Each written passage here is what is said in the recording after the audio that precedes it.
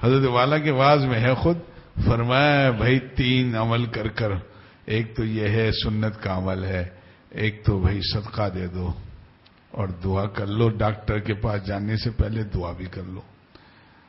خود حضرت والا کا واعظ ہم نے یہ سنا، ایک تو یہ ہے کہ صدقہ دے دو۔ اب صدقے کے لیے ویسے بھی عمومی طور پر لوگ صدقے کے لیے کوئی رقم مخصوص نہیں ہے، 10 روپیہ ہی اخلاص سے کسی کو دے دو، 5 روپیہ ہی دے دو، 5-10 روپیہ تو ہر آدمی گائے بگائے دے سکتا ہے، اللہ تعالیٰ سب کو توفیق دے، صدقہ دے دو بھائی۔ ایک تو یہ صدقہ دے دو، دعا کر لو، اور دعا کے لیے یوں کہ یا اللہ، حضرت والا کی دعا سکھائی ہوئی ہے کہ یا اللہ، جس کا مفہوم ہے کہ یا اللہ تعالیٰ میرے مرض کا علاج تو آپ کے علم میں ہے، آپ کے پاس تو ہر مرض کا علاج، لا علاج ڈاکٹر کہتے ہیں، لا علاج کوئی علم نہیں ہے، اللہ تعالیٰ کی ہر مرض کا علاج ہے، لہذا یا اللہ میرے مرض کا علاج آپ کے علم میں ہے، لہذا آپ اپنے فضل و کرم سے جس معالج یا ڈاکٹر کے پاس میں جا رہا ہوں، اس کے دل میں جس دوائی یا جس اسباب میں آپ نے میرے مرض کی شفا کا یا علاج رکھا ہے یا شفا رکھا ہے، وہی بات اس کے دل میں وارد ہو جائے، القاء ہو جائے، وہ تشخیص بھی ہو جائے اور اس کا علاج بھی بتا دیں، وہی دوائی بتا دیں جس میں جو ہے میری شفا آپ نے رکھی ہے تاکہ میری شفا ہو جائے۔ لہذا پھر ڈاکٹر کے پاس بھی جائیں، کیوں نہ جائیں، مستند ڈاکٹر کے پاس جائیں۔ حضرت والا کے واعظ میں ہے کہ ایک حکیم صاحب، نیم حکیم اپنے شاگرد کے ساتھ جا رہا تھا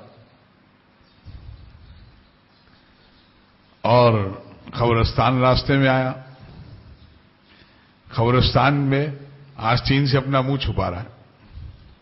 شاگرد نے کہا استاد جی خیریت ہے؟ کہا چھوڑو۔ استاد نے کہا، نیم حکیم نے کہا نہیں بھائی، پھر بھی یہ جو چہرہ چھپا رہے ہیں آستین سے، اس کی کیا وجہ ہے؟ نیم حکیم نے کہا کہ بھائی بات یہ ہے، بار بار اس کے اصرار پر، بات یہ ہے کہ یہ جتنے قبرستان میں لیٹے ہوئے ہیں اکثر میرے غلط علاج کے مارے ہوئے ہیں، تو بھائی ایسا بھی نہ ہو کہ یعنی لوگ اس درجے توکل کرتے ہیں کہ آنکھ بند کر کے کہتے ہیں جی ٹھیک ہے۔ نہیں جی، توکل جو ہے سارے اسباب کو اختیار کر کر بھروسہ اسباب پر نہ ہو، اس اسباب کے خالق پر ہو جس نے اسباب پیدا کیے۔ توکل یہ ہے، یہ کوئی توکل ہے کہ آنکھ بند کر کے جس کو دے دیا وہی علاج ہو جائے، نہیں جی، یہ سب اسباب کے ساتھ طریقے سے ہوگا۔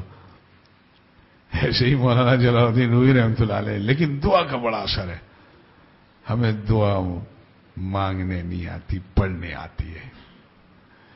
دعا تو حکیم الامت فرماتے ہیں کہ مجھے ایسی کوئی دعا یاد نہیں جس میں میرے بدن کے بال کھڑے ہو گئے ہوں، رقت داری ہو، اس درجے حضوری قلب اور ایسا استظہار ہو، وہ مجھے کوئی ایسی دعا یاد نہیں آتی کہ میں نے اس کیفیات سے، اس انداز سے دعا مانگی ہو اور میری دعا قبول نہ ہوئی ہو۔